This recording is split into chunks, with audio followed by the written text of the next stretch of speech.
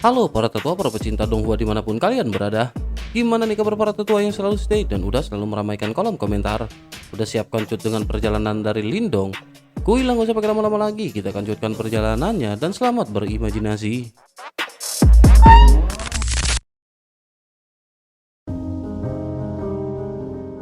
Cerita masih dikanjut di mana di season sebelumnya setelah berhasil dinobatkan sebagai juara perang 100 kekaisaran, Lindong pada akhirnya bergabung dengan Sekte Dao. Kabar ini juga segera dikirim ke Kaisaran Gretian dan menimbulkan keterkejutan bahkan bagi Mo Jingtian sang kaisar.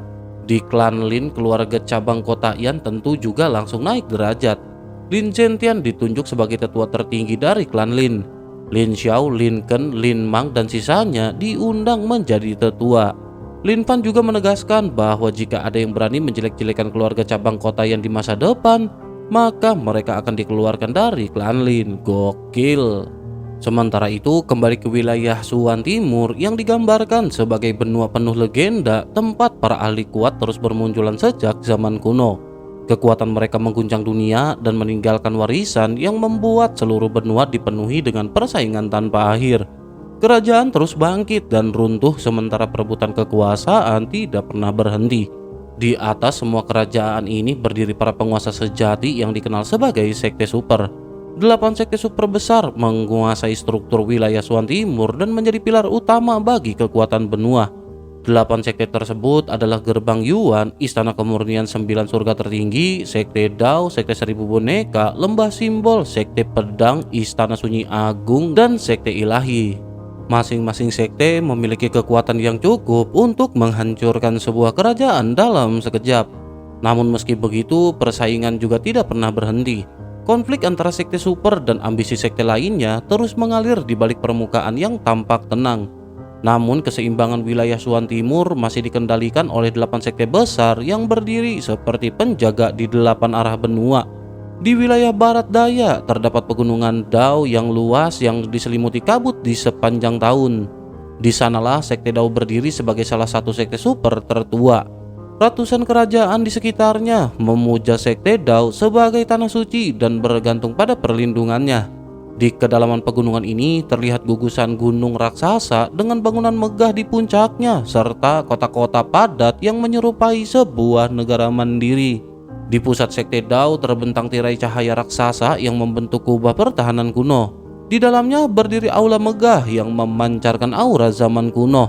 Ketika sebuah formasi cahaya muncul dari langit, rombongan Lindong pun tiba dan langsung terpukau oleh pemandangan yang ada di hadapan mereka.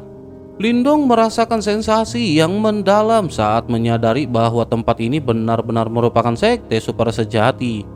Sementara itu, Wu Dao kemudian menjelaskan bahwa inilah Sekte Dao dan memperingatkan mereka untuk tidak berkeliaran sembarangan. Hal itu dikarenakan mereka pada saat ini masih belum resmi menjadi murid Sekte Dao.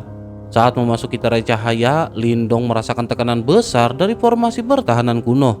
Lin Diao segera menjelaskan bahwa tirai ini menyembunyikan formasi sekte kuno yang mampu menghancurkan ahli tingkat kehidupan misterius dalam sekejap.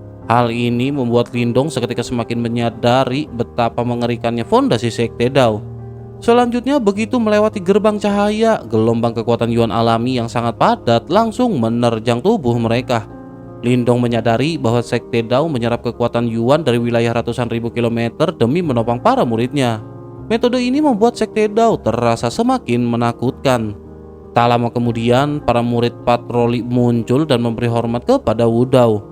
Wu Dao menjelaskan bahwa Lindong dan yang lainnya adalah murid terpilih dari perang 100 kekaisaran. Para murid patroli pun terkejut dengan aura rombongan Lindong dan mengakui kualitas mereka meski tetap merasakan tekanan dari kekuatan yang mereka pancarkan. Sementara itu Wu Dao selanjutnya memberitahu bahwa wakil kepala aula lainnya telah menunggu di tingkat pemilihan aula. Hal ini membuat suasana hati Wu Dao memburuk karena ia memahami bahwa aula-aula kuat tengah berebut murid berbakat. Lindong pun memahami struktur internal Sekte Dao dari perkataan Wu Dao. Sekte Dao memiliki 4 aula besar, yaitu aula langit, aula bumi, aula banjir, dan aula terpencil atau aula sunyi. Aula langit adalah yang terkuat sementara aula terpencil berada di peringkat terakhir. Wu Dao sendiri merupakan wakil kepala aula terpencil sehingga murid berbakat seringkali direbut oleh aula lain. Bersamaan dengan Lindong yang mempertimbangkan pilihannya, Lin Diao dengan tenang menyatakan bahwa pilihan terbaik adalah aula terpencil. Setelah mendengar penjelasan dari Lin Diao, Lindong terkejut mengetahui bahwa aula terpencil yang kini berada di peringkat terbawah ternyata pernah menjadi aula terkuat di Sekte Dao. Lin Diao juga menjelaskan bahwa pada masa awal keempat aula Sekte Dao setara, namun perbedaan muncul seiring waktu akibat kitab suci yang diwariskan masing-masing aula. Aula langit memiliki kitab Raja Langit, aula bumi memiliki kitab Raja Bumi, aula banjir memiliki kitab Banjir, sementara aula terpencil memiliki kitab Kehancuran Agung. Lin Diao lanjut menjelaskan bahwa kitab Kehancuran Agung adalah yang paling misterius dan paling sulit untuk dipahami. Meski kekuatannya sangat menakutkan, persyaratan untuk mempelajarinya juga terlalu tinggi. Oleh karena itu, hingga kini hanya ada segelintir orang yang berhasil memahaminya. Akibatnya, murid elit aula terpencil tidak mampu bersaing dengan 3 aula lainnya yang memiliki pemahaman kitab suci yang lebih stabil. Hal ini jugalah yang membuat aula terpencil terus berada di posisi terbawah. Namun meskipun begitu, Lin Diao menegaskan bahwa aula terpencil hanya menunggu satu murid dengan takdir luar biasa yang mampu memahami kitab Kehancuran Agung. Jika itu terjadi, keseimbangan 4 aula akan langsung berubah. Lin Diao kemudian menjelaskan bahwa murid terakhir yang berhasil memahaminya adalah seorang senior kejam yang pernah menerobos gerbang Yuan dan membantai 3 tetua mereka. Namun pada akhirnya sosok itu berhasil dihabisi. Dendam inilah yang membuat Master Wu Dao memusuhi gerbang Yuan hingga saat ini. Mendengar hal itu, Lindong menyadari betapa menakutkannya kitab Kehancuran Agung. Lindong kemudian memahami bahwa Lin Diao sengaja mengarahkannya ke aula terpencil agar mempelajari kitab tersebut. Lin Diao menambahkan bahwa 3 aula lainnya dipenuhi para jenius sehingga Lindong akan sulit untuk bisa menonjol. Sebaliknya, aula terpencil memberi peluang besar, terlebih Master Wu Dao telah menaruh minatnya pada Lindong. Lin Diao juga menegaskan bahwa jalan inilah yang memungkinkan Lindong untuk bisa mengejar Ling Qingzu. Akhirnya Lindong mengambil keputusan untuk bergabung dengan aula terpencil. Ketertarikannya terhadap kitab Kehancuran Agung semakin kuat dan Lindong tidak menyangkal bahwa posisinya sebagai juara perang 100 kekaisaran tidak memberi keunggulan besar di Sekte Dao. Tak lama kemudian formasi cahaya membawa mereka turun di sebuah gunung raksasa dengan banyak aula megah di puncaknya. Di tingkat atas, Lindong melihat 3 wakil kelapa aula besar telah menunggu bersama dengan 3 murid elit. Salah satu murid perempuan berpakaian merah menarik perhatian Lindong karena aura misterius dan getaran aneh seperti suara alat musik dari dalam tubuhnya. Tak lama kemudian, Master Wu Dao pada akhirnya disambut oleh para wakil kepala. Selanjutnya, wakil kelapa aula langit yang bernama Wei Sang tertawa melihat kedatangan mereka. Ia lanjut berkata bahwa ia tidak menyangka juara perang 100 kekaisaran kali ini tidak masuk gerbang Yuan melainkan memilih Sekte Dao. Mendengar hal tersebut, Lindong pada akhirnya melangkah maju dan memperkenalkan diri dengan penuh hormat. Wei Sang sedikit terkejut dan langsung mengungkap tingkat kultivasi Lindong. Ia juga menyadari bahwa Lindong adalah master simbol surgawi 4 segel, sesuatu yang membuat semua murid elit terkejut. Wei Sang juga menilai bahwa kekuatan gabungan ini setara dengan kekuatan seorang ahli di tingkat 5 Yuan Nirwana. Ia juga lanjut berkata bahwa Lindong sepertinya memiliki banyak kartu tersembunyi. Lindong hanya terdiam mendengar apa yang baru saja dikatakan oleh Wei Sang.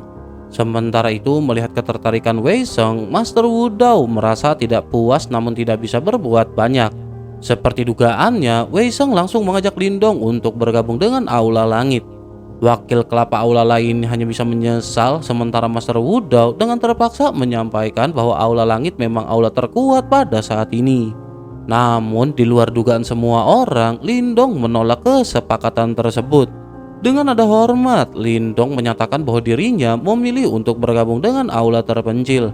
Keputusan yang dibuat Lindong ini seketika membuat semua orang yang hadir terjegut. Lindong secara mengejutkan memilih bergabung dengan aula terpencil, membuat seluruh peserta seleksi murid menyukainya. Keputusan ini membuat Wu Dao dan perwakilan dari aula langit yakni Wei Sang juga sama-sama terkejut karena aula langit dikenal sebagai aula terkuat. Wei Sang menilai bakat Lindong akan berkembang lebih banyak di aula langit dan memperingatkan agar Lindong tidak menyia-nyiakan masa depannya. Lindong tersenyum dan dengan tenang menjelaskan bahwa aula terpencil terasa lebih cocok untuk Lindong. Wudao sempat ragu, namun akhirnya berkata bahwa ia akan mendukung keputusan Lindong meski mengakui kekuatan Aula Langit memang lebih unggul. Wei Sheng juga menerima pilihan tersebut dan hanya bisa mengingatkan agar Lindong memahami konsekuensi dari keputusannya. Situasi juga berubah ketika seorang gadis yang bernama Ying Huang Huang berkata bahwa Lindong benar-benar egois. Ia juga bertanya-tanya mengapa Lindong tidak memilih jalur yang paling menguntungkan bagi kekuatan Sekte Dao. Ying Huang Huang menjelaskan bahwa bergabung dengan Aula Langit seharusnya bisa memperkuat sekte secara keseluruhan. Menanggapi hal itu, Lindong menyatakan bahwa tidak ada aula terkuat dan yang ada hanya aula yang paling sesuai dengan jalan transmisi seseorang. Ying Huang Huang menekankan bahwa kenyataannya Aula Langit tetap paling kuat dan meremehkan masa depan Lindong di aula terpencil. Lindong pun segera mengungkapkan alasan sebenarnya. Lindong sesungguhnya ingin mengejar kitab agung terpencil, teknik paling misterius di Sekte Dao. Lindong juga berkata bahwa jika dirinya mampu memahami kitab tersebut, kekuatan Sekte Dao justru akan meningkat. Pernyataan itu membuat semua orang terkejut karena kitab agung terpencil dikenal sangat sulit dikuasai dan hanya ada sedikit jenius yang berhasil memahaminya. Ying Huang Huang juga menilai bahwa Lindong benar-benar terlalu sombong. Namun selanjutnya ia berkata bahwa ia akan menunggu hasil dari Lindong dan berjanji akan menuruti permintaan Lindong jika Lindong berhasil. Lindong pun dengan tenang segera menerima tantangan tersebut tanpa takut. Pada akhirnya Wei Sheng menutup dengan menyatakan bahwa ambisi Lindong bukanlah hal yang buruk selama dilakukan dengan sesuai kemampuan Lindong. Setelah itu proses pembagian murid juga pada akhirnya segera dilanjutkan. Lin Diao dan Lin Yan langsung berdiri di sisi Lindong diikuti oleh Liu Bai dan Mo Ling. Murid lain memilih untuk tidak ikut karena menilai aula terpencil terlalu lemah. Singkat cerita, setelah pemilihan selesai, Wei Sheng membawa murid-murid Aula Langit pergi, sementara wakil kelapa aula lain juga membawa kelompok masing-masing. Ketika tempat seleksi menjadi sepi, Wudao menyambut Lindong dengan santai dan meyakinkan bahwa keputusan menolak Aula Langit kemungkinan besar akan membuat Lindong menjadi sorotan. Wudao juga menjelaskan bahwa Ying Huang Huang memiliki kakak bernama Ying Xiao Xiao. Ia adalah seorang senior yang kuat di Aula Langit yang mungkin akan memperhatikan Lindong di masa depan. Mendengar hal itu, Lindong menyadari bahwa sejak hari pertama bergabung dengan Sekte Dao, Lindong telah menarik berbagai masalah. Lindong juga memahami bahwa perjalanan hidupnya di aula terpencil di masa depan tidak akan berjalan mudah. Pada akhirnya, selanjutnya mereka pun segera pergi dengan dipimpin oleh Wudao.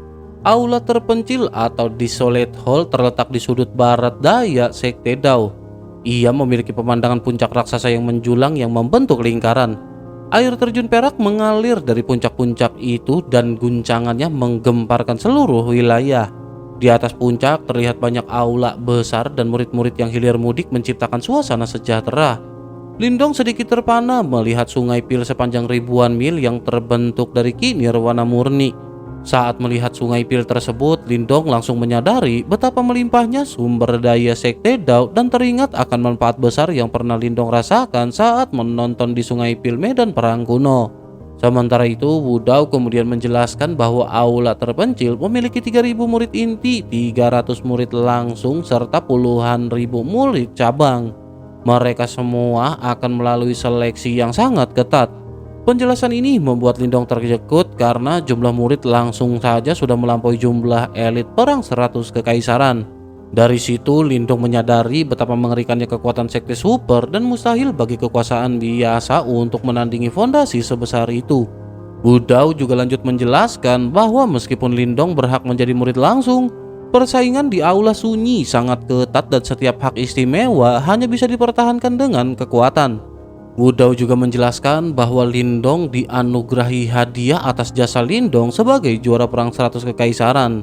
Hadiah tersebut adalah perendaman kepala sungai Pil. Dalam proses ini, ketua aula dan Wudao sendiri akan memanipulasi Ki Emas Nirwana untuk menempa tubuh dan kekuatan Yuan Lindong sehingga kekuatannya melonjak drastis. Namun Wudao juga menegaskan bahwa perlakuan ini biasanya hanya diberikan kepada murid utama. Dengan begitu, tantangan dari murid lain pasti muncul dan Lindong harus menghadapinya sendiri. Begitu menceritakan mengenai para murid, Wudao juga lanjut bercerita mengenai murid-murid teratas. Wudou menjelaskan bahwa 4 murid langsung senior aula terpencil berada di tingkat 7 Yuan Nirwana. Lindong pun mengangguk dan berkata bahwa kekuatan mereka benar-benar kuat. Namun meskipun begitu, Lindong yakin bahwa Lindong dapat mengejar dan menyalip mereka seiring dengan berjalannya waktu. Wudou pun mengangguk dan berkata bahwa jika Lindong ingin mempelajari kitab sunyi agung, Lindong harus mengalahkan murid keempat senior tersebut di masa depan. Setelah selesai berbicara, Wudou mengalihkan perhatiannya kepada Lin Diao dan Lin Yan. Wudou kemudian menanyakan rencana 2 rekan Lindong itu. Lin Diao pun menjelaskan bahwa dalam 2 hari Lin Diao akan pergi bersama Lin Yan menuju tempat yang sangat menguntungkan untuk Lin Yan. Lin Yan sendiri menjelaskan bahwa tempat tersebut akan membuat kekuatannya meningkat pesat dan meminta Lindong untuk tidak khawatir serta berjanji akan segera datang membantu jika Lindong menghadapi masalah. Setelah mempertimbangkan dengan tenang, Lindong akhirnya menerima keputusan itu dan memahami bahwa kini dirinya relatif aman berada di Sekte Dao. Singkat cerita, Wudou lanjut membawa rombongan menuju gunung utama aula terpencil dan menyuruh mereka untuk beristirahat.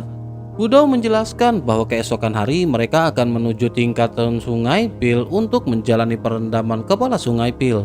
Wudou juga menyatakan bahwa mereka kini resmi menjadi murid aula terpencil dan tempat itu akan menjadi rumah mereka ke depan.